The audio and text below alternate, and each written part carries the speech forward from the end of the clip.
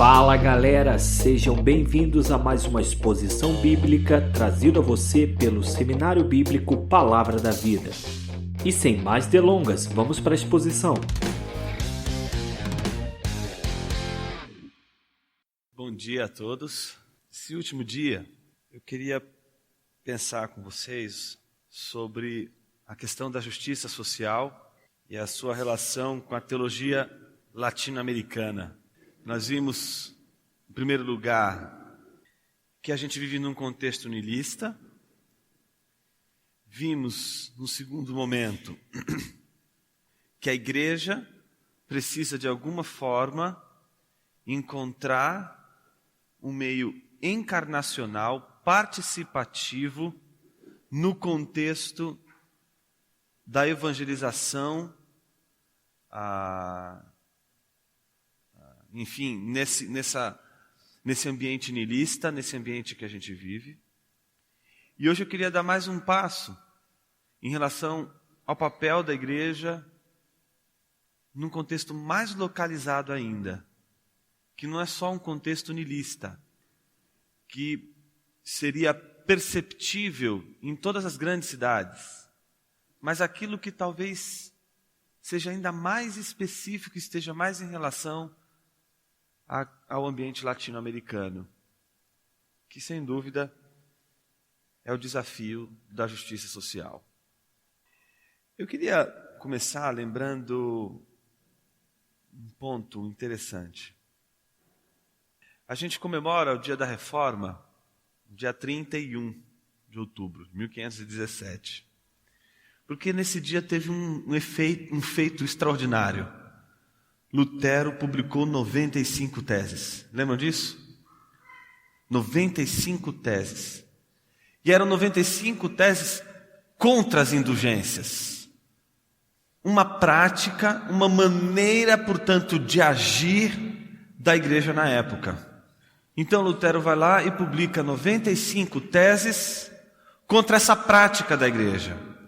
E foi a partir dessa publicação das 95 teses que se resolveu comemorar no dia 31, porque foi o dia em que ele publicou essas 95 teses e colocou lá na porta da igreja, né, que a gente resolveu estabelecer como marco da reforma protestante.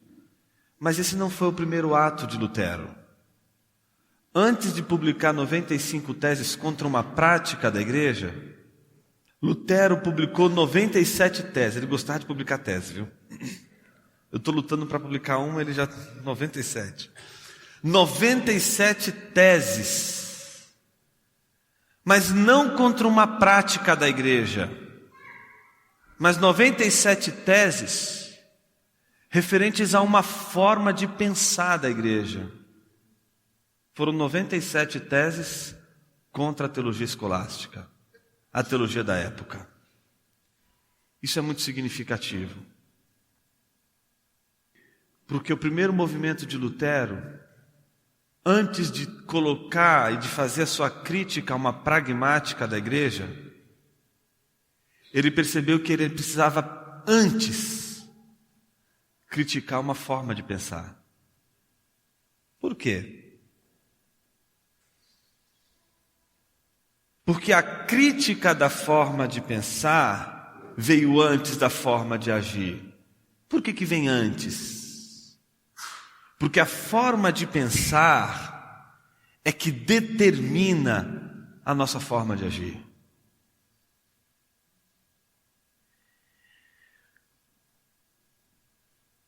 Teologias não são inofensivas. Teologias não são formas de pensar que não implicam uma prática. É uma maneira ingênua de pensar que a teologia é do mundo apenas da abstração e que, portanto, a prática é o que vale. Por exemplo, uma imprecisão, um simplismo sem fundamento nenhum, é aquela maneira de se dizer o seguinte: olha, eu sou um cara mais prático, Ou seja, filhinho, você tem que tomar cuidado quando você fala isso, porque quando você está dizendo isso, você está dizendo que você não gosta de pensar, que você não consegue usar isso que está entre as suas duas orelhas. Quando a gente diz que a gente tem um tom mais prático, a gente não pode ser ingênuo ao ponto de achar que seremos mais práticos sem nenhum pressuposto teológico. Isso é ingenuidade. Tudo que você fizer, por mais que você seja um cara que, eu não me vejo numa sala de aula. Eu não sou um cara de sala de aula. Eu sou um cara da rua. Eu sou um cara do povo. Eu sou um cara que gosta de lidar com pessoas, com gente. Isso não é ruim, isso é muito legal. O ruim é você achar que você vai lidar com pessoas sem pensar. De que você vai lidar com pessoas, e por que você vai lidar com pessoas, você não precisa se preocupar com pressupostos teológicos. Mas eu quero te dizer que você vai lidar com pessoas, e a maneira pela qual você vai lidar com pessoas vai ser determinada por uma forma que você já tem de pensar. Por isso a tua maneira de pensar, quer você queira, quer você não queira, vai influenciar e determinar a tua maneira de agir no mundo.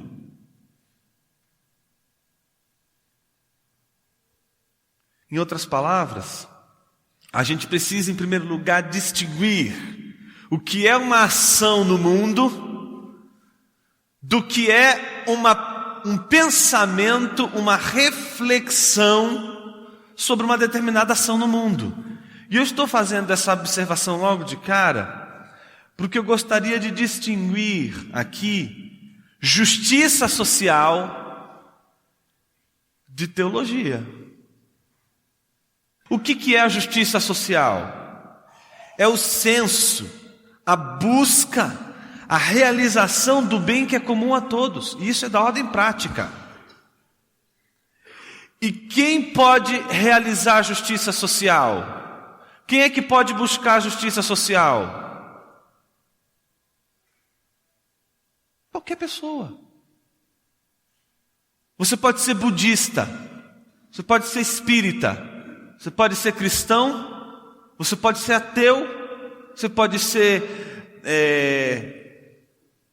da esquerda, você pode ser da direita, você pode ser conservador, liberal, você pode ser, sei lá, whatever. A justiça social, a busca pelo bem comum a todos, é algo que você pode fazer e que qualquer um desses grupos pode fazer. No entanto, o que vai distinguir é a forma de pensar. Por exemplo, a teologia, ela é um outro tipo de esforço. Ela é um esforço da mente para compreender a revelação de Deus. Está claro isso? A teologia, portanto, é um esforço intelectual. É um esforço da sua mente para compreender a revelação de Deus, para compreender o Evangelho. Uma coisa é a teologia. Uma coisa é a forma de você pensar. Outra, bem diferente, é aquilo que se chama justiça social. Aquilo que se chama missão. Uma coisa é a missão, outra coisa é uma teologia da missão. A teologia da missão é de uma ordem reflexiva. A missiologia é a teologia da missão. Mas a missão é o próprio ato, é o agir no mundo. É o esforço concreto de uma forma de pensar.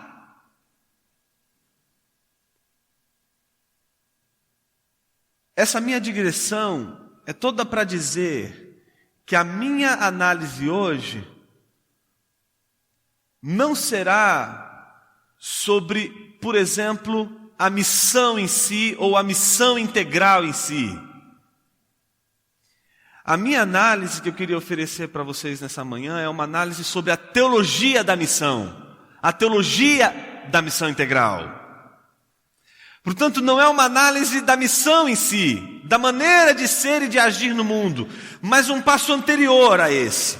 Um passo como o que o Lutero deu. Antes de criticar ou antes de falar sobre determinada prática, vamos falar sobre a teologia que fundamenta determinada prática. Vamos tentar pensar os elementos e os pressupostos que constituem uma determinada ação no mundo. E nesse sentido, eu gostaria de trabalhar aquelas duas vertentes que, quando a gente trata da questão da justiça social e trata da relação dessa questão com o cristianismo, o evangelho, eu gostaria de tratar de duas vertentes teológicas que podem ser consideradas como duas vertentes que constituem aquilo que se chama a teologia latino-americana. A Regina Sanches, que escreveu um livro chamado Teologia da Missão Integral, História e Método da Teologia Evangélica Latino-Americana, ela diz algo muito interessante sobre isso. Olha o que ela diz. Teologia latino-americana é a forma de fazer teologia a partir da América Latina. A teologia latino-americana possui duas vertentes, duas variantes. A teologia da libertação, de representação católica e protestante ecumênica, e a teologia da missão integral, de corte protestante evangélico. Então temos duas vertentes da teologia latino-americana. Uma que é a teologia da libertação, que é uma variante tanto dos católicos, como também de protestantes ecumênicos. E, de um outro lado, a teologia da missão integral, que é uma teologia que foi constituída a partir de um corte, de um viés estritamente evangélico. Portanto, de origem norte-americana. O evangélico que é o evangelicalismo, que é o evangelicismo. Não o evangélico que caracterizou, por exemplo, a Igreja da Reforma, ou a Igreja Luterana, por exemplo. Mas o evangélico que caracteriza esse movimento muito forte, muito marcadamente vivido e vivenciado na tensão entre fundamentalistas e evangélicos norte-americanos e que depois se espalhou por um contexto também europeu e que teve a sua culminância no Pacto de Lausanne. Quando eu falo de teologia evangélica e obviamente a teologia da missão integral, como uma teologia de corte protestante evangélico, é uma teologia que é fruto desse movimento que tem a sua culminância em Lausanne. As duas variantes, portanto, tanto a teologia da libertação como a teologia da missão integral, elas compartilham aspectos que a definem como teologia latino-americana, ou seja, não é absolutamente ruim ou errado falar sobre teologia latino-americana, e ao falar sobre teologia latino-americana se referir a essas duas vertentes. Por quê? Porque ainda que essas teologias, vai dizer a Regina, né? Ainda que essas teologias apresentem aspectos particulares, peculiaridades, que as diferenciam entre si, nos aspectos que comungam, demonstram que existe um modo tipicamente latino-americano, ou seja, tem uma base em comum, tem elementos em comum. Então, não são duas visões antitéticas, não são, portanto, duas visões em que você olharia e diria, teologia da missão integral é uma coisa que não tem nada a ver com teologia da libertação. Não, aqui, a Regina, que é uma defensora da teologia da missão integral, vai mostrar que existe uma relação entre as duas, sim, e que não dá para dizer que uma possui uma relação de antítese em relação à outra. Vamos começar com a ideia de pressupostos hermenêuticos. O que eu quero dizer com isso? Que a teologia latino-americana, como qualquer outra teologia, ela vai se fundamentar em pressupostos hermenêuticos. Ninguém interpreta a Bíblia. Segundo, ninguém interpreta o contexto, ou seja, ninguém faz exegese bíblica e exegese cultural sem estar fundamentado em pressupostos hermenêuticos. Então, dependendo da sua teologia, os pressupostos interpretativos vão fundamentar a sua maneira de pensar, de julgar, de valorizar, de pensar a realidade que você está vivendo. A nossa intenção hoje aqui é trazer à luz esses pressupostos da teologia latino-americana e, a partir deles, avaliar os caminhos e descaminhos da teologia pensada e praticada no universo latino-americano. Obviamente que tudo o que está em jogo nessa nossa reflexão sobre a teologia é a missão. E eu queria começar com a teologia da libertação. Tem esse livrinho dos bofes. Como fazer teologia da libertação, do Leonardo e do Clodovis Boff. É um livro pequeno, vocês podem ver, mas muito interessante. Porque este livrinho é um livrinho onde eles resolveram fazer o seguinte: vamos colocar as cartas na mesa. Em poucas palavras, o que a gente pode dizer sobre a teologia da missão integral, a teologia da libertação, enquanto um método? Qual é o método? Qual é a maneira de se fazer teologia da libertação? E eu vou trabalhar alguns pressupostos do método da teologia da libertação. Porque como qualquer teologia, por exemplo, o que Lutero vai atacar na teologia escolástica é o método. O problema está no método. Porque o método é o ponto de partida para você criticar uma teologia. É ali que você tem que perceber quais são os pontos críticos, quais são os pontos positivos e negativos. É sempre a partir do método. E o método vai apresentar os seus pressupostos. O primeiro pressuposto da teologia da libertação é o oprimido, é o pobre, enquanto um ser que precisa ser liberto. Veja o que eles dizem. A teologia da libertação encontrou seu nascedouro na fé confrontada com a injustiça feita aos pobres. Não se trata apenas do pobre individual que bate à nossa porta e pede uma esmola. O pobre a que nos referimos aqui é um coletivo, as classes populares que englobam muito mais que o proletariado estudado por Marx. É um equívoco identificar, ele vai continuar dizendo, né? O pobre da teologia da libertação com o proletariado, como muitos críticos fazem. São os operários explorados dentro do sistema capitalista. São os subempregados, os marginalizados do sistema produtivo. Exército de reserva sempre à mão para substituir os empregados. São os peões e poceiros do campo, boias frias, como mão de obra sazonal. Todo este bloco social e histórico dos oprimidos constitui o pobre como fenômeno social. Ou seja, a teologia da libertação vai focar no pobre e vai focar na libertação deste pobre. Esse é o primeiro pressuposto, de que a teologia da libertação está vinculada à missão de libertar o pobre ou o oprimido daquilo que o oprime. Um segundo pressuposto não diz respeito ao público, ao contexto para o qual a teologia da libertação visa falar, mas ao próprio teólogo, que visa falar para o contexto da pobreza.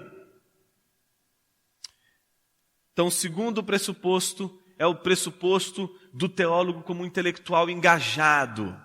O teólogo não está numa torre de marfim, fazendo teologia e escrevendo sistemática uma atrás da outra em nível hardcore, intenso.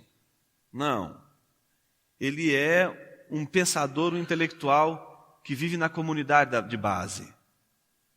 O teólogo da libertação, vai dizer o Boff, né?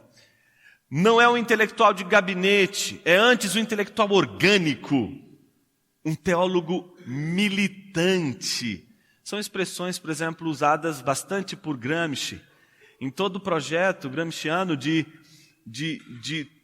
é um projeto, obviamente, de esquerda, de um pensamento marxista, de cunho marxista, em que o objetivo é que o intelectual ou o pensador, no caso aqui o teólogo, seja militante, seja orgânico, ele seja alguém que não meramente fica numa sala fechada pensando coisas, escrevendo livros, mas que ele se envolve com os problemas da comunidade e atua nessa comunidade. Bom, e concluo dizendo que se situa dentro da caminhada do povo de Deus e articulado com os responsáveis da pastoral. Ele conserva certamente um pé num centro de reflexão e outro na vida comunitária. Então ele tem essas duas frentes de trabalho, tanto a reflexão como a prática no mundo, e em especial no contexto de uma missão de libertação do oprimido. E no caso, esse oprimido é o pobre, no contexto latino-americano. Um terceiro pressuposto fundamental da teologia da libertação é de que fazer teologia da libertação, em primeiro lugar, é fazer libertação. Olha o que eles dizem. Antes de fazer teologia da libertação, ou seja, ou teologia, é preciso fazer libertação. O primeiro passo é pré-teológico. Trata-se de viver o compromisso da fé, em nosso caso, de participar de algum modo, no processo libertador, de estar comprometido com os oprimidos.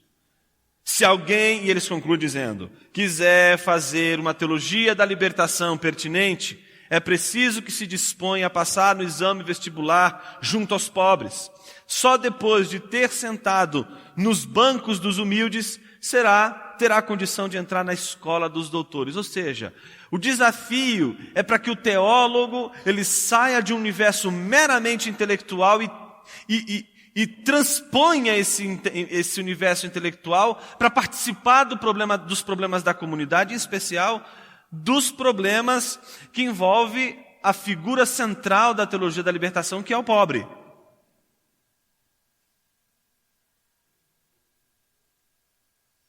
Então esses são os pressupostos talvez mais elementares da constituição da teologia da libertação. Vamos ver agora como que isso funciona no método. Segundo ponto, o método da teologia da libertação. Primeiro, note como os teólogos da libertação, eles aqui apresentam aquilo que eu chamo de uma virtude na teologia, que é honestidade intelectual. O que é honestidade intelectual? Quando você propõe uma reflexão, a primeira coisa que a gente precisa aprender a fazer é explicitar o método dessa reflexão. Ou seja, explicitar nossos pressupostos. Não colocar por debaixo da manga as nossas crenças fundamentais que determinam a nossa maneira de pensar. O nome disso é honestidade intelectual. Quando o sujeito diz, olha, minha reflexão é essa, e eu estou baseado nisso, nisso, nisso e nisso. Aí é passível de crítica, é passível também de um reconhecimento daquilo que se chama honestidade intelectual. Você deu a cara para bater. Você disse, olha, é assim que eu penso. E você expõe o método. As coisas ficam claras. E ninguém fica perguntando, será que, por exemplo, no caso, o primeiro passo desse método, que é o uso instrumental do marxismo, será que o teólogo da libertação é marxista? Não sei, acho que ele não é marxista, não. Não, ninguém tem dúvida disso. Porque nenhum teólogo da libertação deixa isso de lado, deixa claro o seu posicionamento, se posiciona no mundo, mostra a sua identidade, revela o que de fato está ali no pressuposto do seu pensamento. Veja quando se refere ao método, como o Leonardo e o Clodovis Boff tratam essa questão. A teologia da libertação usa o marxismo de modo puramente instrumental, ou seja, o marxismo é usado como meio, como método, como instrumento. Não o venera como os santos evangelhos e nem sente a obrigação de dar conta aos cientistas sociais do uso que faz das palavras e ideias marxistas, se as usa corretamente ou não, a não ser aos pobres, a sua fé e esperança e a comunidade eclesial. E aí eles concluem dizendo, a teologia da libertação utiliza livremente do marxismo algumas indicações metodológicas que se revelam fecundas para a compreensão do universo dos oprimidos, a importância dos fatores econômicos, a atenção à luta de classes, o poder mistificador das ideologias, inclusive religiosas, etc. Ou seja, note que você pode discordar do método da teologia da libertação, mas você não vai poder discordar de que eles foram honestos em colocar os pontos e as cartas do jogo na mesa.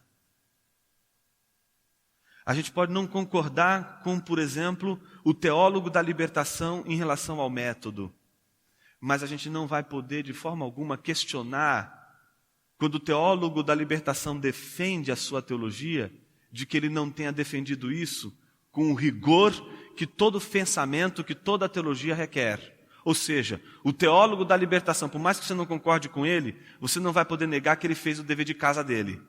Ele apresentou e explicitou o seu método. Não tem nada escondido. E não tem nada de. Não tem uma situação constrangedora para ele revelar o que ele pensa. Segundo aspecto da metodologia ou do método da teologia da libertação é a hermenêutica. Olha o que eles vão dizer. A teologia da libertação vai às Escrituras carregando toda a problemática, a dor e a esperança dos oprimidos. Ou seja, o ponto de partida da teologia da libertação é a exegese cultural. Eu faço exegese cultural e depois eu faço a exegese bíblica. É o contrário do que a gente está falando essa semana toda, tá? O ponto de partida é sempre a exegese bíblica. E o que a gente está defendendo é que a gente não pode parar nela.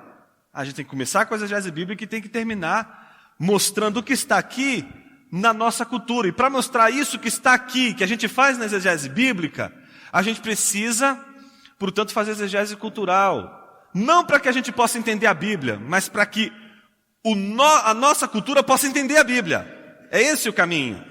No entanto, o que a teologia da libertação está mostrando, ela mostra isso com clareza. É isso. Nós partimos da análise cultural, nós partimos da análise do povo, nós partimos da exegese cultural. E da exegese cultural a gente vai procurar na Bíblia aquelas passagens, ou seja, aqueles textos que vão dar resposta a essas perguntas que estão sendo feitas. Olha o que vai ser dito. Solicita a palavra divina, luz e inspiração, realiza, pois, uma nova leitura da Bíblia, a hermenêutica da libertação. Interrogar a totalidade da Escritura a partir da ótica dos oprimidos.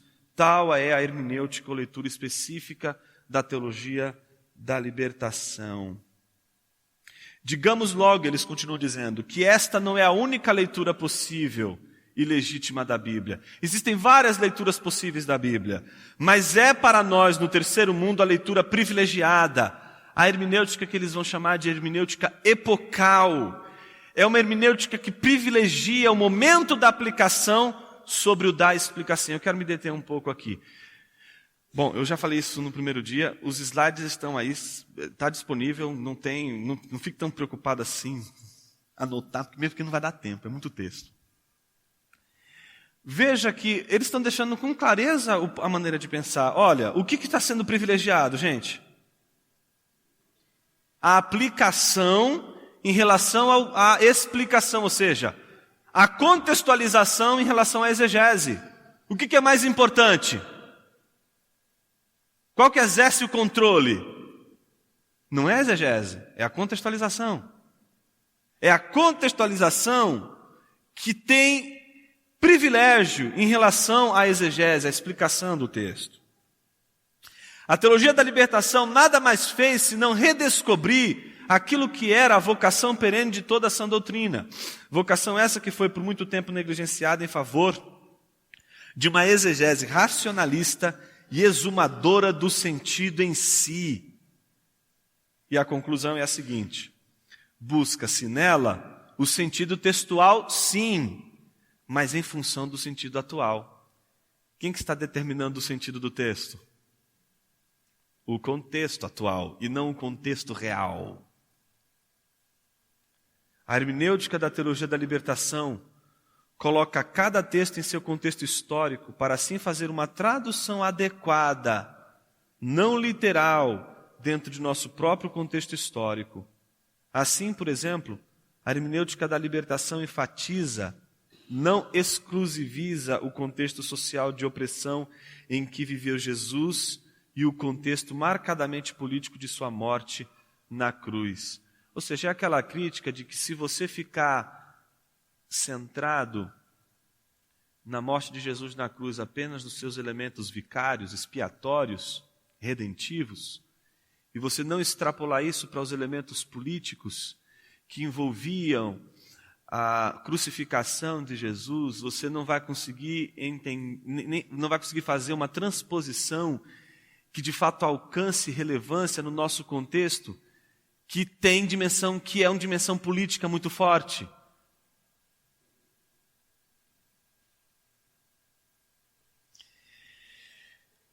Nosso terceiro ponto, depois de apresentar a teologia da libertação, vai ser apresentar a teologia da missão integral. E fazer a mesma coisa que a gente fez com a teologia da libertação, fazer com a teologia da missão integral. No livrinho chamado O que é Missão Integral, publicado por René Padilha, ele diz qual é o conceito. Então, os pressupostos em primeiro lugar. A expressão missão integral foi gerada principalmente no seio da fraternidade latino-americana há mais ou menos 2 décadas. Ela foi, na realidade, uma tentativa de destacar a importância de conceber a missão da igreja dentro de um marco referencial teológico mais bíblico que o tradicional, ou seja, o que se havia instalado nos círculos evangélicos, especialmente por influência do movimento missionário moderno. Ou seja, a teologia da missão integral, ou o conceito de missão integral, segundo esse pressuposto, ela vai tentar conceber a missão da igreja dentro de um referencial teológico que o René Padilha vai considerar ser mais bíblico que o tradicional, que no fundo é a distinção entre o marco referencial teológico salvacionista, da diferença que seria diferente ou contraponto do marco referencial teológico integral ou holístico. Ou seja, vai ser o que é o tradicional e que porém é menos bíblico, que é isso que está sendo dito aqui, não é? Porque ele é tradicional, mas ele é menos bíblico, porque ele é meramente salvacionista, porque ele simplesmente focaliza ou foca o evangelho apenas na salvação e na redenção do homem.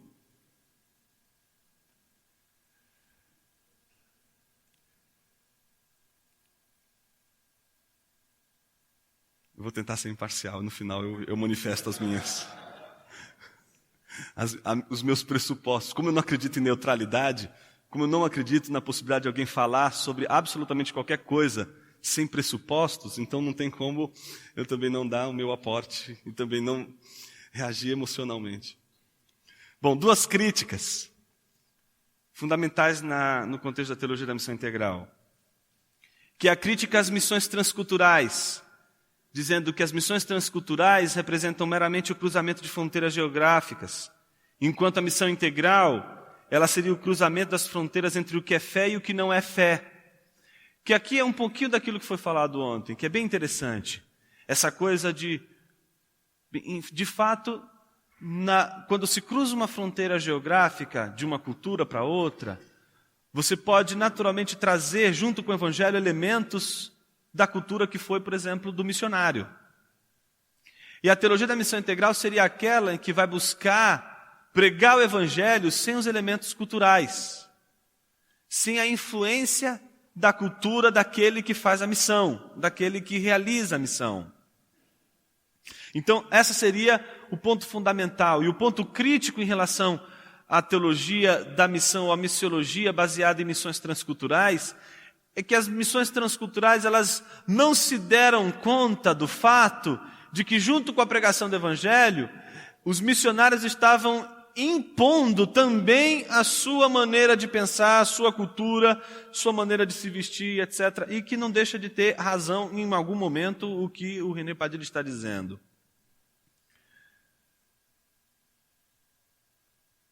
Em algum momento.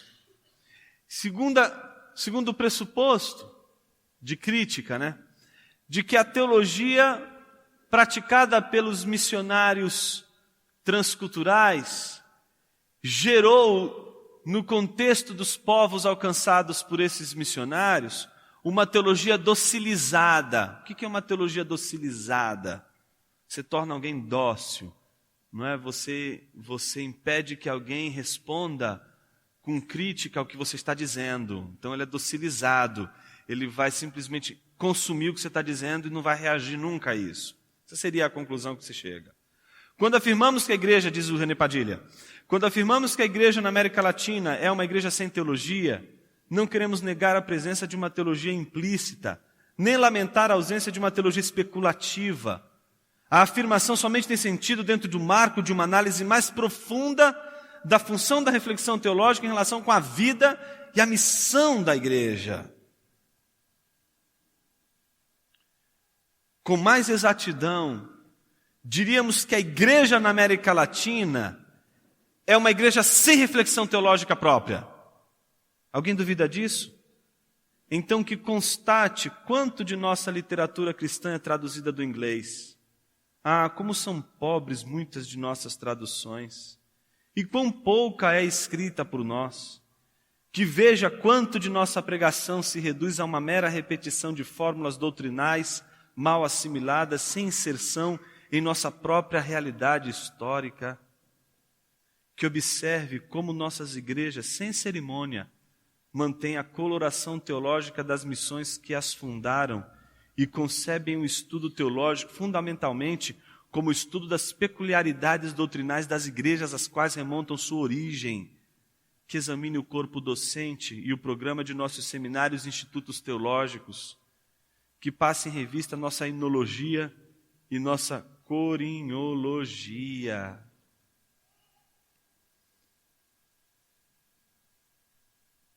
A análise de todos esses aspectos de nossa realidade eclesiástica mostrará que nossa dependência teológica é tão real e tão forte como a dependência econômica que caracteriza os países do terceiro mundo. Não há nenhuma possibilidade de que esta situação mude, enquanto a tarefa teológica das missões seja concebida em termos de exportação de teologias elaboradas no Ocidente. E aí a grande conclusão. Urge uma tomada de consciência do dano que causa na igreja do terceiro mundo o contínuo bombardeio de formulações doutrinárias e respostas cristãs pré-digeridas. Esta mentalidade dos cristãos, no mínimo, retardará indefinidamente o desenvolvimento de igrejas autóctones, arraigadas em sua própria cultura e capazes de fazer sua própria contribuição teológica. É muito interessante como a gente observa nesses aspectos coisas que são verdadeiras, fazem sentido, a gente observa e diz assim, eu acho que faz sentido. No entanto, é interessante como a reação a esse contexto é uma reação do tipo, olha, assim como existe essa dependência teológica, existe uma dependência também política, econômica, como se as duas coisas tivessem uma relação e tivessem ligadas. É aquela ideia da burguesia e das elites que oprimem a classe mediana ou a classe pobre ou a classe oprimida. É daqui, dessa reflexão, que surge aquela, aberração do tipo, vamos fazer uma teologia brasileira. Isso é uma aberração, gente. Teologia cristã. Ela pode ser feita por alemães, ela pode ser feita por ingleses, ela pode ser feita por africanos, ela pode ser feita por brasileiros e pode até ser feita por argentinos. Corintiano não vai dar, mas argentino já dá. Segundo principalmente os pressupostos de ontem. Mas a teologia, ela não pode ser da terra.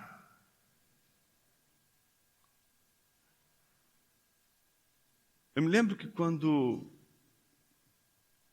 estudava filosofia na PUC, uma das coisas que me deixou assim, bastante impressionado, era ver aqueles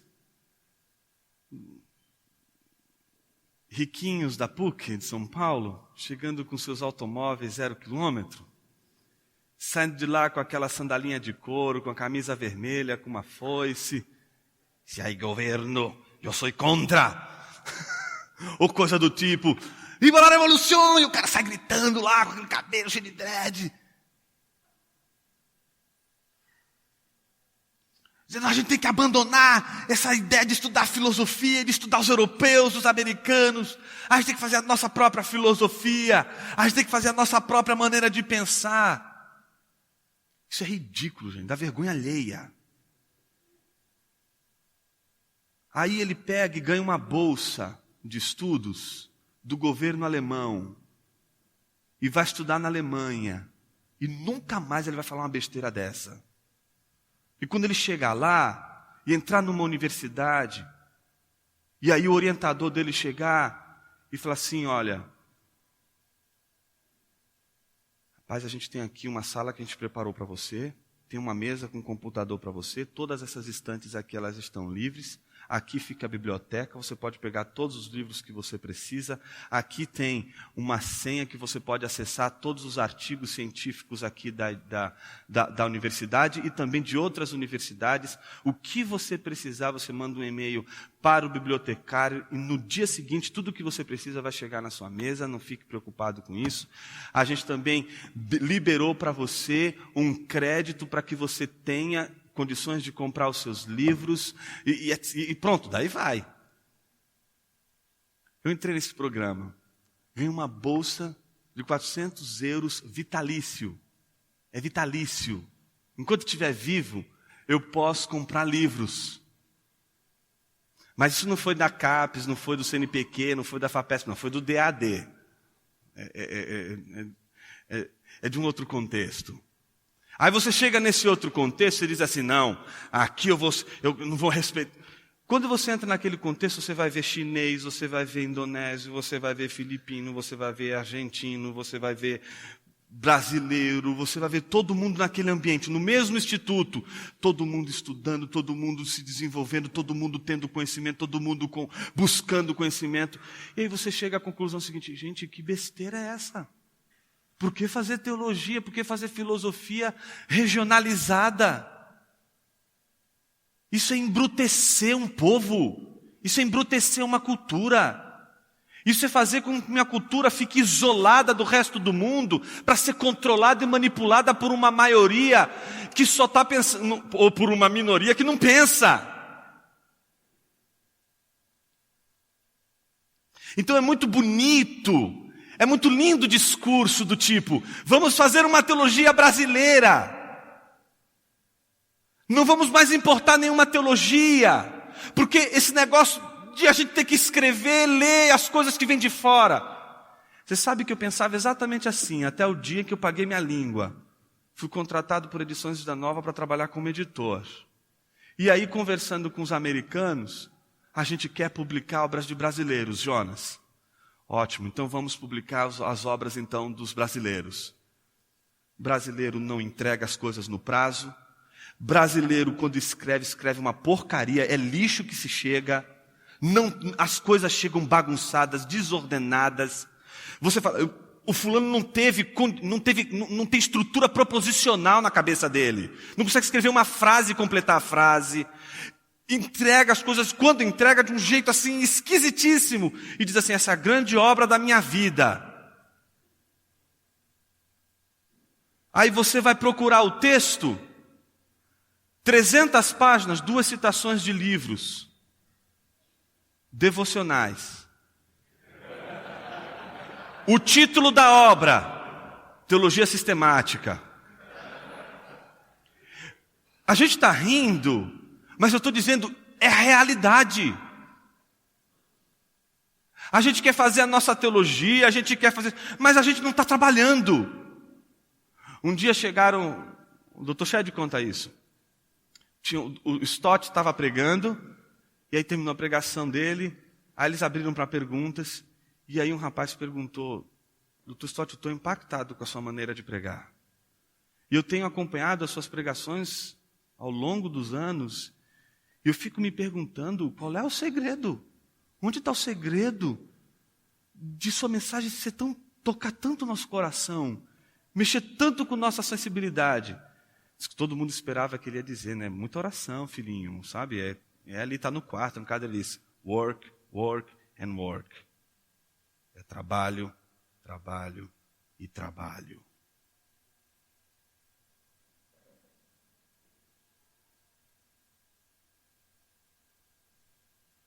Me parece que enquanto a gente ficar com essa mentalidade do tipo, eu quero que alguém faça algo por mim, que alguém realize algo por mim, a gente vai continuar obedecendo esses mecanismos de interpretação da nossa realidade que não atingem e não tocam o real problema de nossa formação teológica, principalmente teológica, no contexto que a gente vive.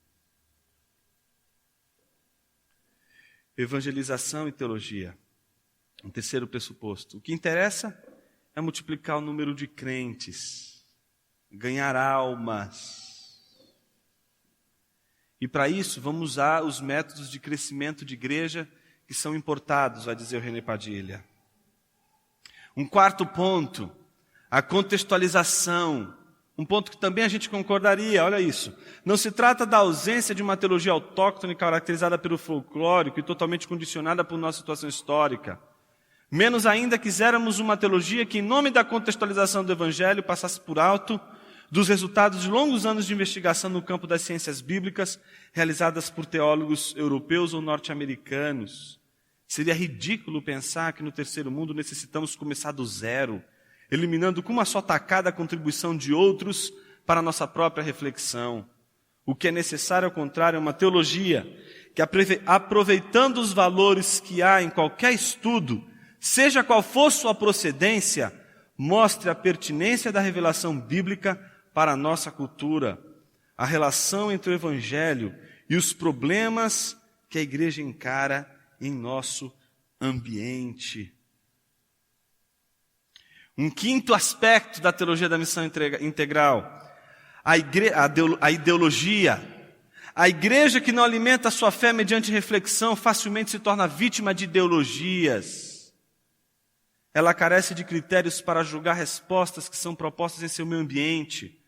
O resultado é que ela se ajusta às circunstâncias do momento e se converte em mantenedora do status quo, ou ao contrário, está condicionada pela propaganda de uma ideologia de mudança e se deixa instrumentalizar, se deixa usar inconscientemente. E aí a gente chega finalmente ao método da teologia da missão integral. Qual é o método?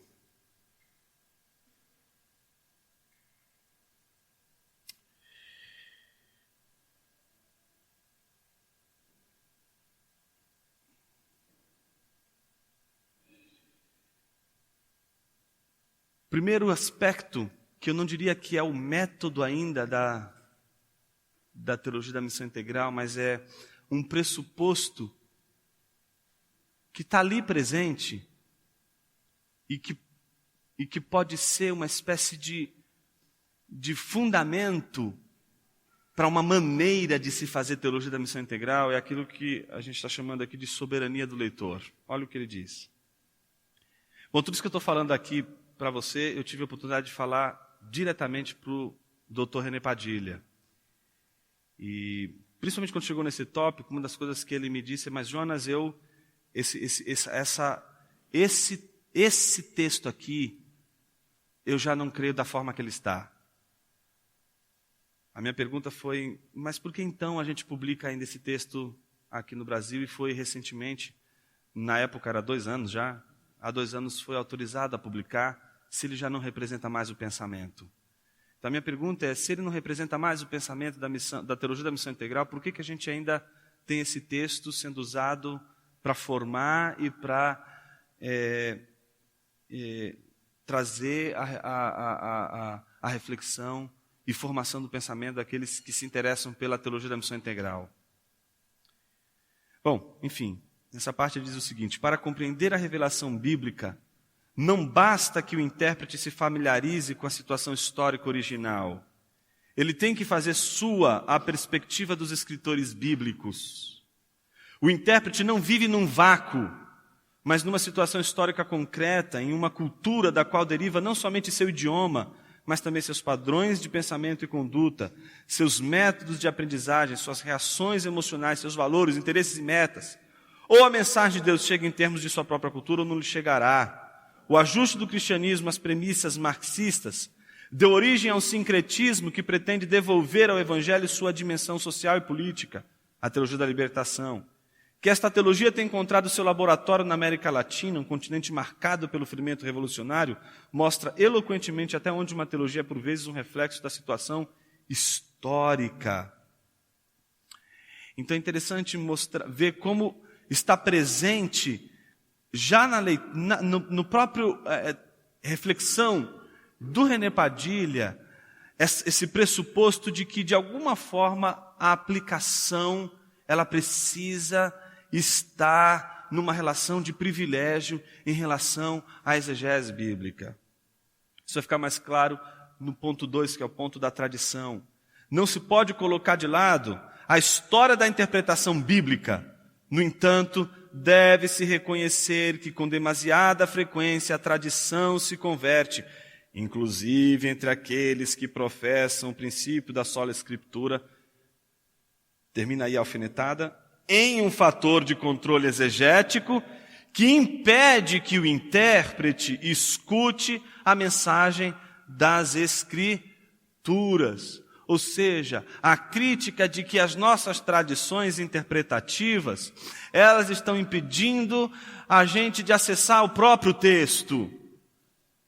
É muito interessante como esse princípio foi o princípio que fundamentou a base exegética e hermenêutica da teologia liberal. Uma das coisas que, por exemplo, impressionou Karl Barth, faz um primeiro movimento de crítica à teologia liberal, embora ele mesmo esteja comprometido com boa parte da metodologia liberal, foi exatamente ele ter notado no comentário que o professor dele, o Rickert, havia feito aos Romanos, quando ele disse, olha, eu vou interpretar Romanos e aqui não importa se eu sou budista, se eu sou crente, se eu sou ateu, se eu sou pastor, se eu sou um cara de oração ou não.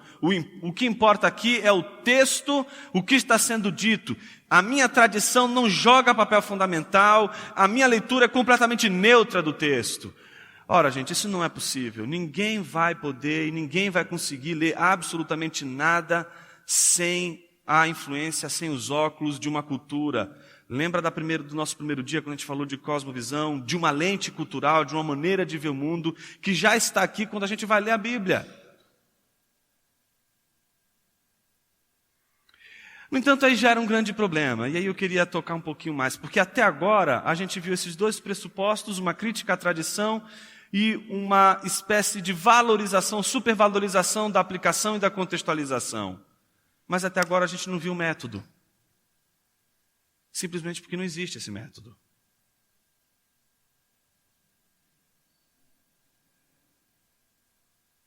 A Regina, recentemente, escreveu esse livro. Se chama Teologia da Missão Integral, História e Método da Teologia Evangélica Latino-Americana. Nesse livro ela constata exatamente isso. Portanto, não é apenas alguém que é crítico da Teologia da Missão Integral que está dizendo que a Teologia da Missão Integral não tem método. Alguém que defende a Teologia da Missão Integral também diz que ela não tem método. O próprio Dr. René Padilha também tem ciência de que a Teologia da Missão Integral, só que diz, não tinha método. Eu continuo dizendo que não tem método. Mas, enfim, eu vou explicar o porquê que eu continuo dizendo que não há método. Não há na literatura da TMI, diz a Regina, um tratamento sistemático do método que ela utiliza. Ou seja, ninguém colocou as cartas na mesa. Há, por outro lado, abordagens diversas sobre o assunto que lançam pistas para uma possível ordenação metodológica. Isso revela que ela não é somente resultado de intuições diversas, mas possui uma organização interna que transparece nas produções teológicas. Então, tem alguma maneira de fazer teologia que está aí, mas ela está numa penumbra. E aí, no prefácio desse livro, o Dr. René Padilha diz o seguinte: um dos valores desta obra é a articulação de maneira sistemática do método teológico da TMI. Poderíamos dizer com ela, a geração de teólogos a qual pertence Regina, salda a dívida não quitada pela geração que a precedeu, a dos fundadores da Fraternidade Teológica Latino-Americana. Ou seja, tudo que todo mundo fez hoje estava devendo, ela resolveu neste livro. Não, desculpa, não foi nesse livro. Foi numa parte desse livro. Sabe por quê? A primeira parte, o primeiro capítulo, ela vai trabalhar a teologia da libertação. No segundo capítulo, ela vai falar sobre a história da teologia da missão integral. Aí no terceiro capítulo, lá na página 104, deixa eu abrir a página 104, ela faz uma análise do método da teologia latino-americana. E aí no capítulo 8, que é na parte 3, que começa na página 112, então da 104 a 112, ela resolveu todo o problema do método da teologia da missão integral. Em 3 páginas. Desculpa a ironia, desculpa a maneira de colocar as coisas de uma maneira direta, mas a gente precisa de alguma forma polarizar alguns debates na igreja, alguns debates no contexto teológico, a fim de que haja nesse debate uma discussão séria sobre a forma de pensar. E aí você deve estar perguntando, mas Jonas, por que você está expondo a questão do método dessa forma? Eu estou expondo dessa forma porque todas as vezes que você tenta falar sobre a teologia da missão integral, geralmente se vem com 15, 10 mil pedras contra você, e se você falar alguma coisa da missão integral, alguma coisa da teologia da missão integral, simplesmente você é taxado ou de reacionário ou de que você odeia pobre, de burguês, coisa que aqueles marxistas boizinhos da PUC gostam de fazer. Que vive com o carrinho do papai e da mamãe, que vive pagando noites e noites em baladas, enchendo a cara, e que fica ali na porta da universidade, vivendo maio de 68 como se estivesse em plena Champs-Élysées, em Paris, com Sartre lá na frente, dizendo abaixo a burguesia. É muita incoerência. E é engraçado essa situação que a gente se encontra hoje, que se você faz uma crítica da teologia da missão integral, então você é uma pessoa fundamentalista. Se você não concorda com a teologia da missão integral, então é porque você é um salvacionista. E aí salvacionista virou xingamento. O salvacionismo está sendo demonizado o tempo todo, como se fosse uma coisa horrível, como se fosse a razão dessa pobreza intelectual que a gente vive no nosso país. A gente tem que parar de ficar colocando a culpa no americano, a culpa no europeu. A gente tem que parar de ficar colocando a culpa nos outros, porque essa mentalidade é uma mentalidade pequena.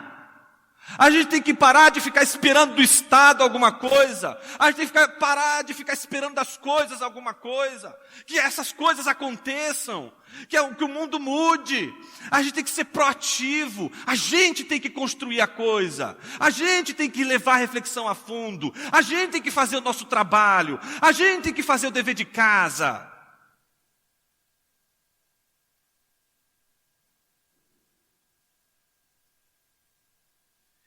Então, a minha maior preocupação, e o que eu queria colocar hoje aqui, não é de forma alguma desconsiderar os problemas que a teologia da missão integral levanta, que são extremamente importantes, como a gente viu agora, vários deles, que são realmente importantes, e nem desconsiderar o valor que a teologia da missão integral ela deva ter. Mas isso não significa que ela seja imune à crítica. E que ela seja a representatividade da teologia perfeita e a única teologia que deve ser pregada, enfatizada e realizada no solo latino-americano evangélico. As pessoas sempre perguntam, a teologia da missão integral, ela é de esquerda? Ela é uma teologia de esquerda? Toda vez que toca nesse ponto, alguém sempre diz assim, não, ela é de esquerda, ela é de direita, ela pode ter, não é, vários posicionamentos. Não é? Ela pode ler tanto o Capital do Marx, como ela pode ler A Riqueza das Nações de Adam Smith. Engraçado, eu nunca vi até agora nenhum teólogo da missão integral fazer um texto com uma defesa da obra do Adam Smith, ou defendendo algum ponto de vista do Adam Smith. Mas isso só acontece porque existe um pontinho dentro da teologia da missão integral que precisa ser revisto. Ela precisa colocar as cartas na mesa. Qual é o problema de assumir o marxismo? Qual é o problema de assumir as suas posições políticas? Qual é o problema de assumir as suas posições teológicas? Ah, não, nós queremos um evangelicalismo ecumênico que possa englobar a diversidade do contexto evangélico. Mas enquanto isso estiver assim, for dessa maneira, a gente não vai ter uma identidade teológica, a gente não vai ter um pensamento, e não vai ter com esse pensamento uma maneira de agir no mundo que seja consistente esse pensamento. A impressão que eu tenho é de que a única teologia que vai interessar os teólogos da missão integral é a teologia da libertação. E se a teologia da libertação, que é inegável, influencia a teologia da missão integral, é inegável que o método da teologia da libertação está de alguma forma também influenciando os teólogos da missão da igreja, ou da missão integral, melhor dizendo. Eu queria terminar com uma avaliação e as implicações disso. Aspectos positivos da teologia latino-americana, e aí vale teologia da libertação e teologia da missão integral. A denúncia da opressão, da exploração dos pobres, da injustiça social. Não é porque você, por exemplo, é um cristão que tem um posicionamento, por exemplo, político, conservador, que você vai dizer, ah, não, esse tema da opressão, esse tema da exploração dos pobres e da injustiça social é o tema dos crentes marxistas.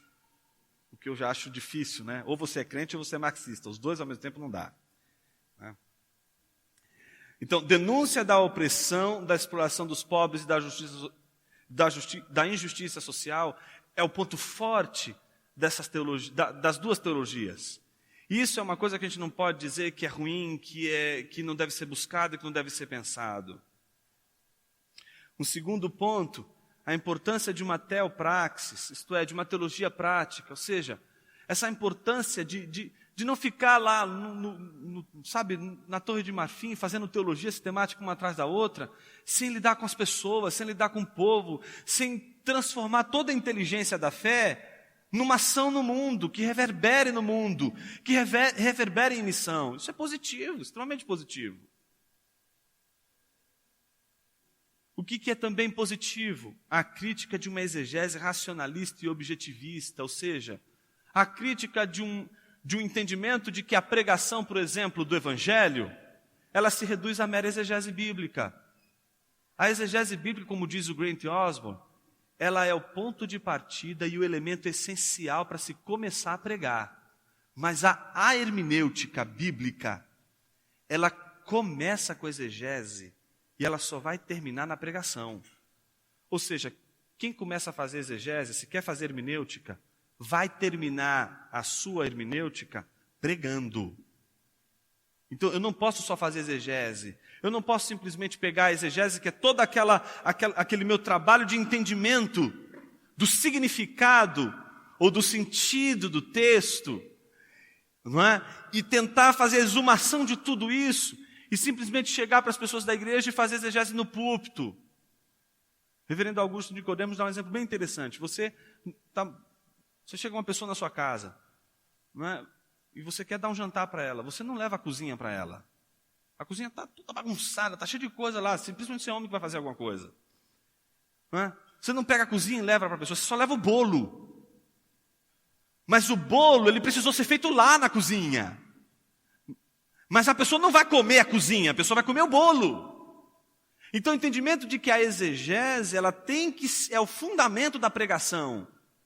Mas eu não posso fazer da exegese e confundir exegese com pregação. A pregação é a conclusão de toda a tarefa hermenêutica, que, como diz Osborne, e essa que eu estou defendendo aqui, começa com a exegese e termina com a pregação contextualizada do significado do texto.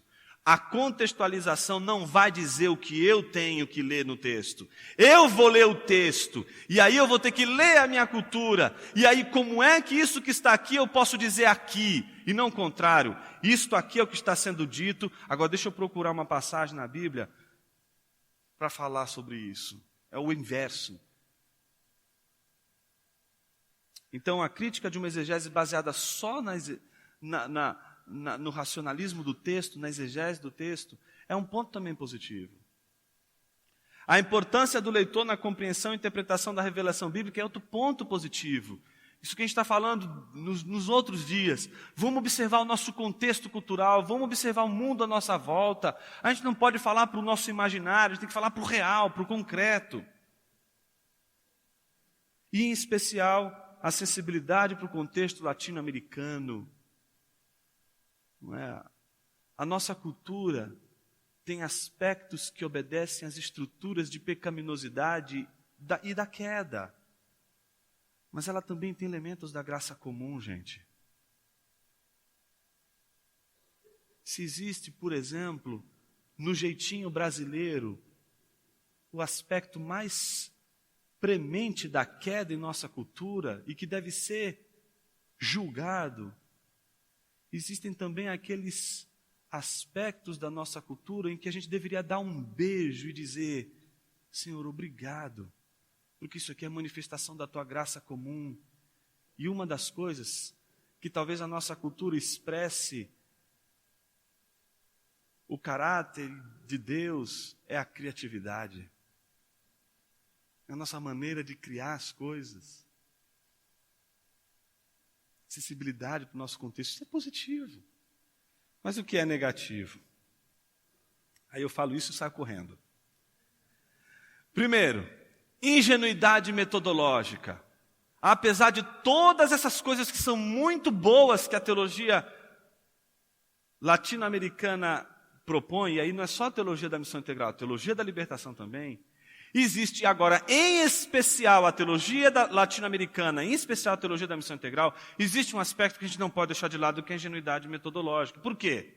A pergunta é, se não há método, a questão é a seguinte: é desonestidade intelectual? Eu não estou querendo mostrar meus posicionamentos, porque se eu mostrar que eu sou marxista, ninguém vai mais acreditar em mim. Ninguém vai mais me ouvir. Usemos a política da boa-fé, porque a gente não pode partir do pressuposto de que as pessoas estão querendo enganar. Então, tiremos isso de lado. O que vai sobrar? Se não tem método, e é uma teologia que está desde a década de 70 sendo trabalhada no contexto latino-americano, gente, o nome disso não é outra coisa senão ingenuidade. Ingenuidade. É construir uma teologia e não pensar no método, pelo menos durante 30 anos, é ingenuidade. Como é ingenuidade achar que um livro de 3 páginas, e um capítulo de 3 páginas vai resolver 30 anos de uma negligência presente entre os teólogos da missão integral.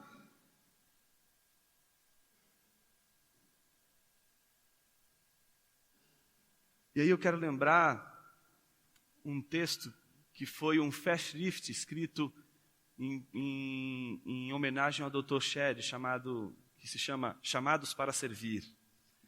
Então é um conjunto de artigos que foram escritos em homenagem ao Dr. Shedd. E um desses artigos, o Dr.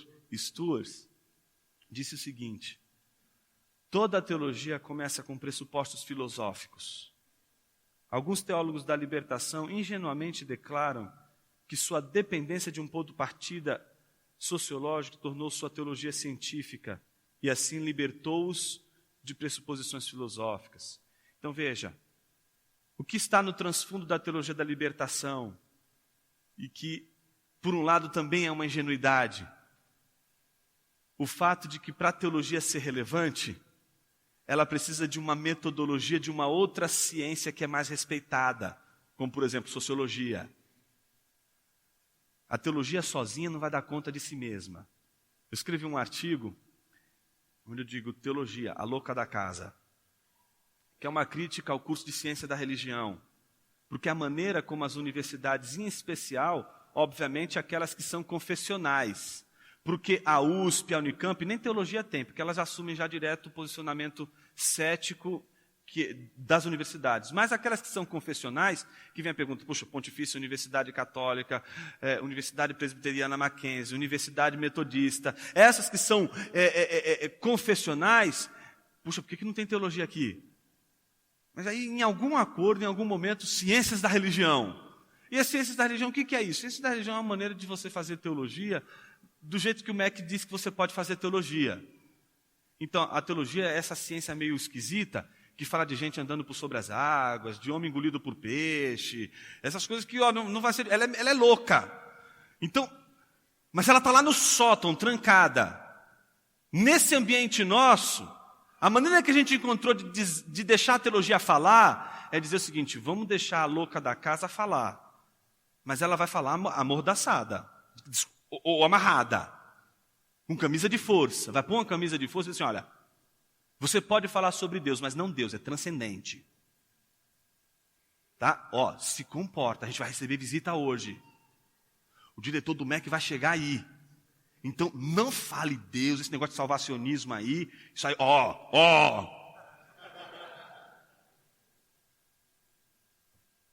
Isso é difícil, concordo. As implicações marxistas de sua análise demonstram claramente que sua abordagem filosófica domina seu entendimento tanto da sociedade quanto das Escrituras. Por outro lado, muitos supostos teólogos evangélicos não se dão ao trabalho de compreender seu próprio ponto de partida filosófico. Fingem não ter nenhum. E simplesmente vão direto às Escrituras para entender e ensinar a mensagem revelada, do tipo, eu vou ler a Bíblia diretamente. Eu me lembro, quando eu escuto uma coisa como essa, dá um negócio aqui dentro. Eu me lembro que um dia um professor de estética, no curso de filosofia da PUC, um aluno chegou atrasado, e ele era neurótico, esse professor. Ele é neurótico. Ele tinha problema com o horário. Então ele dizia, primeiro dia de aula, gente, a aula começa às 7 horas, mas eu vou começar a falar às 7h15. E eu vou falar às 7h15 em ponto. De 7 às 7h15, vocês têm o tempo para vocês se acomodarem, sentarem e chegar atrasado. Então, se programem para se atrasar nesses 15 minutos. Porque 7h15 eu vou começar e eu não quero ouvir um pio. Está todo mundo lá, das 7h15 ele começa a ficar todo mundo quieto, ele começa a exposição dele. Nesse dia, a porta. Aí todo mundo... Aí chega aquele cara meio rastafari, todo esbaforido, e a gente pensou que ele ia ter um ataque. Ele simplesmente parou e ficou olhando para o menino. Até o menino sentar. Foi esbarrando tudo. E sentou. No que o menino sentou, fazendo todo aquele barulho, né? Se acomodou. Aí ele olhou para o menino, viu que o menino já estava quieto e começou. Então, e aí não demorou um minuto ele falando, esse menino levanta o dedo e diz assim, professor, eu sei que eu peguei o bonde meio andando, mas no que ele falou mais e ia fazer a pergunta, ele bateu com as duas mãos na mesa assim, como? Como assim?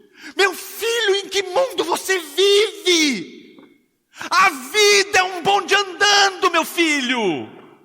Você acha mesmo que a humanidade, a história da civilização começou no momento em que você entrou por aquela porta? Pelo momento em que você nasceu, seu infeliz?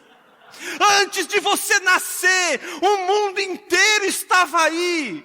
O mundo é um bonde andando, meu filho. Então espere compreender a questão dessa aula. Espere entender. Me parece que tem alguns cristãos assim, né? Que acham que a reflexão teológica começou na conversão dele. Eu tenho uma vontade de fazer isso.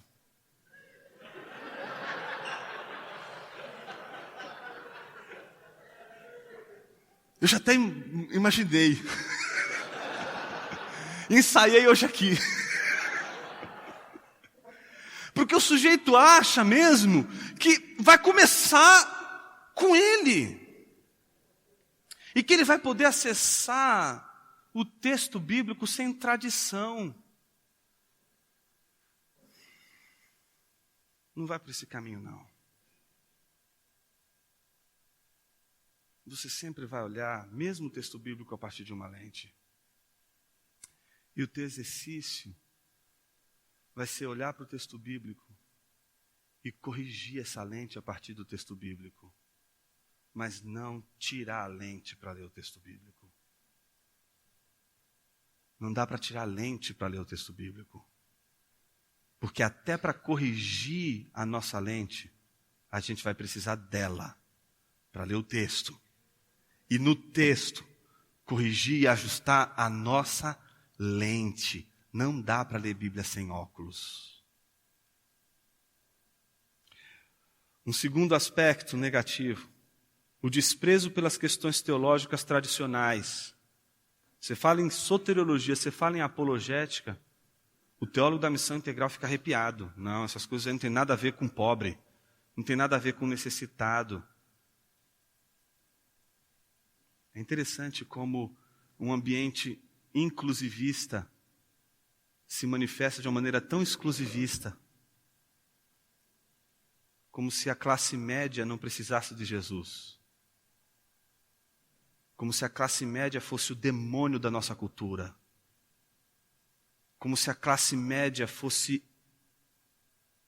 estúpida. E aí, sabe aquela coisa que eu estou falando que está aqui dentro? Ela sempre aparece porque, geralmente, o sujeito que está fazendo essa defesa é da classe média. Ele não é pobre. Ele está na classe média. E está dizendo que a classe média é uma abominação.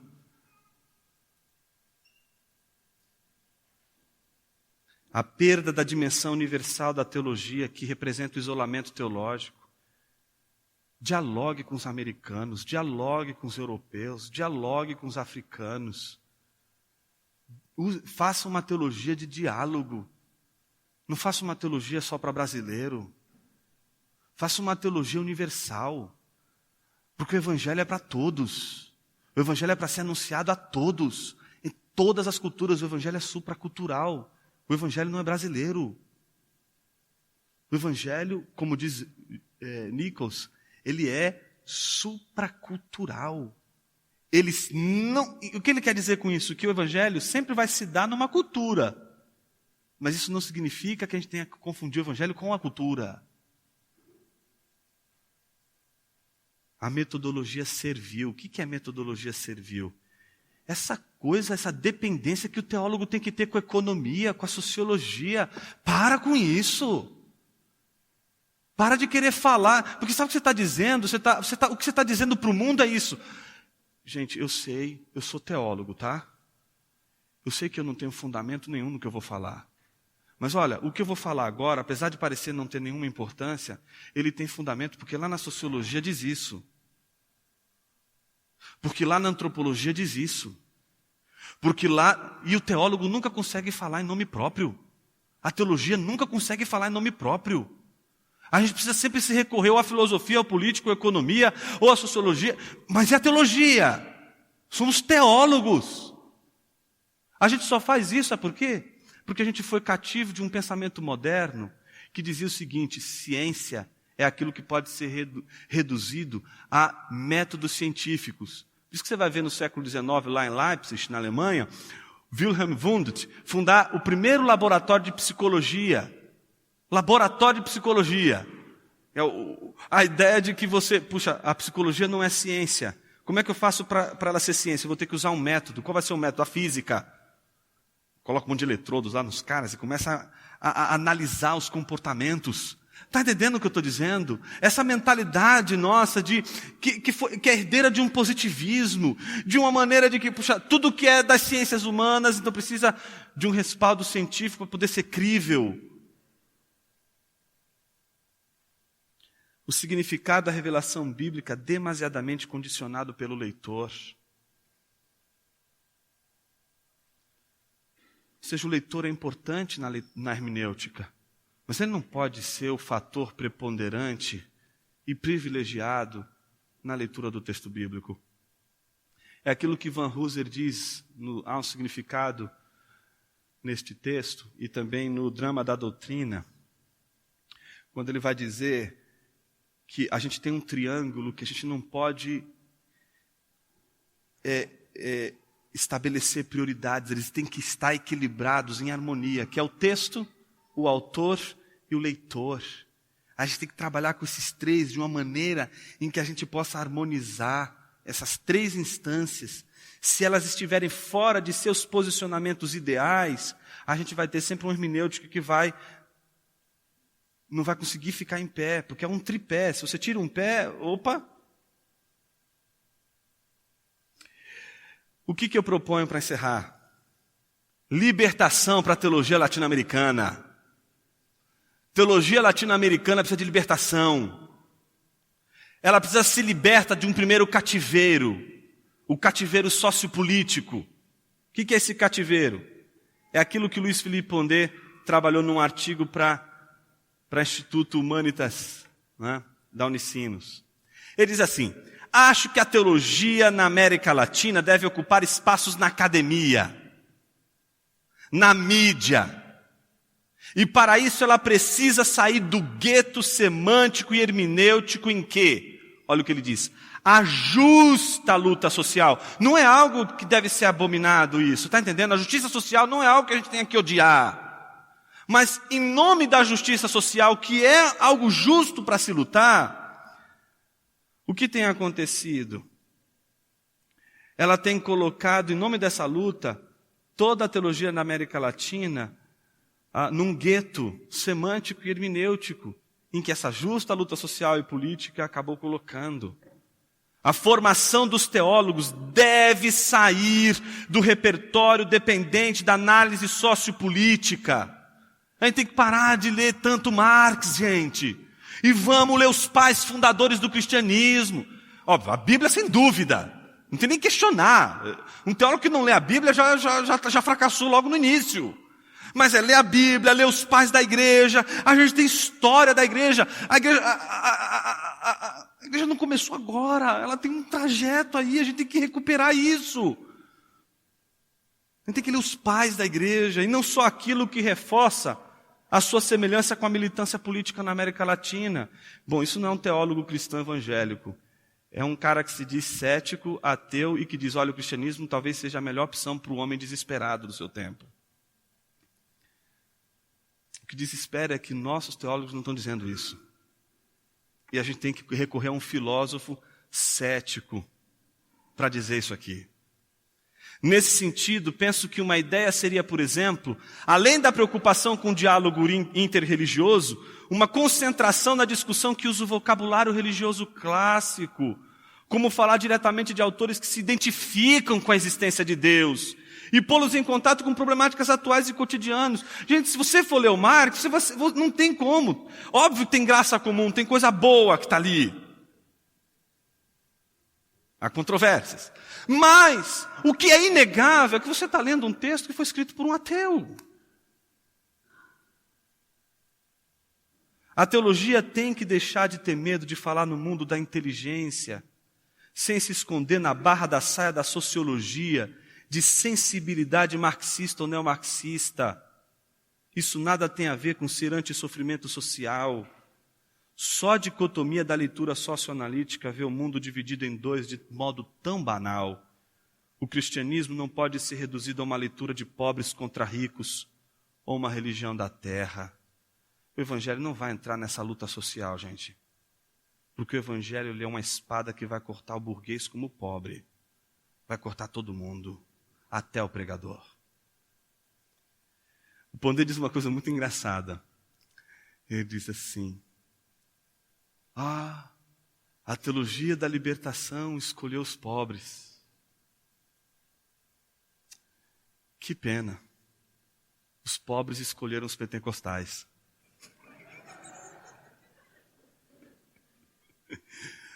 A maior frustração é de que o teólogo da libertação viveu em função do pobre. E o que mais o pobre vê e o pobre mais gosta, onde o pobre mais está, é numa igreja pentecostal. Isso diz muita coisa, viu, gente? Diz muito. Segundo o cativeiro, que a teologia latino-americana precisa ser liberta, o cativeiro idealista. Van Hooser diz o seguinte: uma interpretação teológica da interpretação sustenta que existe alguma coisa no texto que me transcende. Ou seja, eu não posso me basear nas teorias de contextualização que não concebem uma teologia da contextualização, que não percebem que existe, por exemplo, no texto bíblico um significado de Deus para o mundo e que é este significado que vai transformar a nossa vida e a nossa cultura. E se a gente não for fiel a esse significado e comunicar esse significado no contexto de significância de nossa cultura, não vai dar certo, não vai para frente. Terceiro cativeiro, que é o cativeiro da utopia. E esse eu gostaria de terminar, e termino com essa última sugestão de libertação para a teologia latino-americana, com a entrevista do Clodovis Boff, que abandonou isso aqui. Que recentemente respondeu a uma entrevista na Folha de São Paulo. A Folha. Bento XVI foi o grande inimigo da teologia da libertação? Olha a resposta dele. Isso é uma caricatura. Nos 2 documentos que publicou, Ratzinger defendeu o projeto essencial da teologia da libertação, compromisso com os pobres como consequência da fé. Ao mesmo tempo, critica a influência marxista. Aliás, é uma das coisas que eu também critico, ou seja, está criticando agora a influência marxista. No documento de 1986, ele aponta a primazia da libertação espiritual perene sobre a libertação social, que é histórica. As correntes hegemônicas da teologia da libertação preferiram não entender essa distinção. Isso fez com que, muitas vezes, a teologia degenerasse em ideologia. Quando o Senhor se tornou crítico à teologia da libertação? Desde o início. Sempre fui claro sobre a importância de colocar Cristo como fundamento de toda a teologia. No discurso hegemônico da teologia da libertação, no entanto, eu notava que essa fé em Cristo só aparecia em segundo plano, mas eu reagia de forma condescendente. Com o tempo isso vai se acertar. Não se acertou. Eu acredito que algo semelhante é vivido no contexto evangélico no que diz respeito à teologia da missão integral. Até que ponto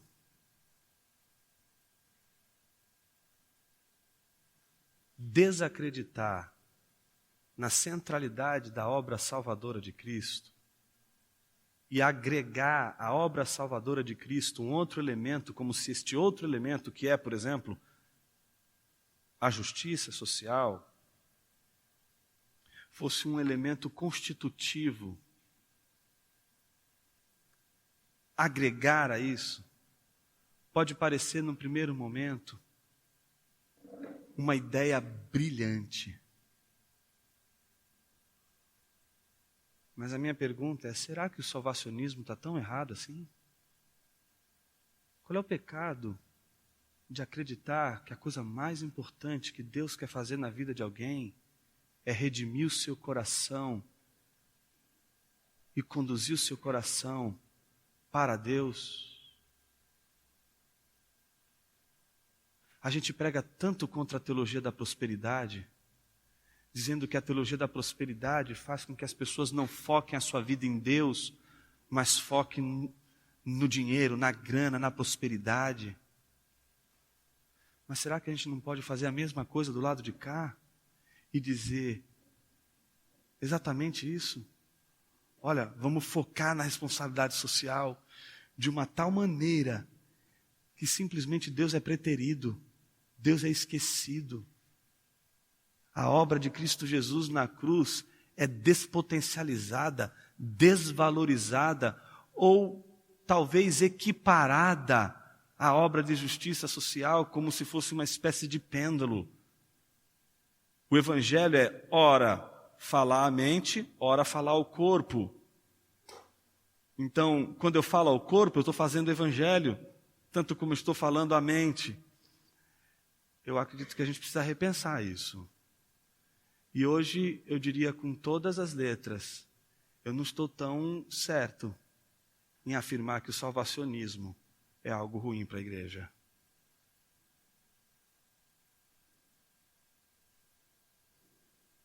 Eu acredito que a cruz de Cristo Jesus, ela é suficiente para salvar o homem. Para salvar o homem para Deus, para que ele tenha comunhão com Deus. Isso é a coisa mais importante que Jesus fez. E é isso que a igreja tem que fazer, proclamar esta verdade. Mas o que eu acredito é que essa verdade vai trazer implicações para a tua vida. Vai trazer consequências para a tua vida. E uma delas é a justiça social. Não é possível você ter um coração convertido para a obra de Jesus na cruz e você também não desejar a justiça, e você não lutar contra as desigualdades, não lutar contra a injustiça social. Mas outra coisa bem diferente é você dizer que tanto faz a justiça social como a fé na redenção e na expiação da cruz de Cristo Jesus. As duas coisas é pregar o Evangelho.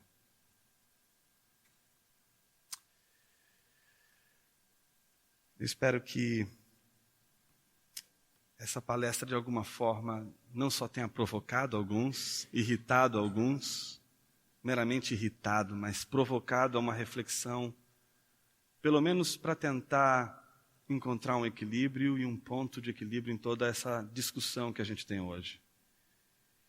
Deixo com vocês a frase que a gente abriu os nossos dias aqui. Está na página 3 do Contextualização, uma teologia do Evangelho e da cultura. Um livro que você não pode passar dessa vida para outra sem ler. Para ler ontem. Assim. E com essas páginas ele resolve todo o problema da história da teologia.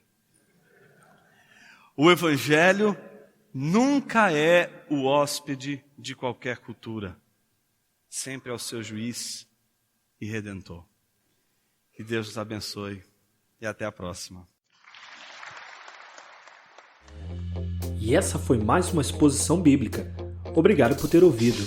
Para saber mais, nos siga no Facebook e no Instagram, SBPV Brasil. Palavra da Vida. Teologia para vida e ministério.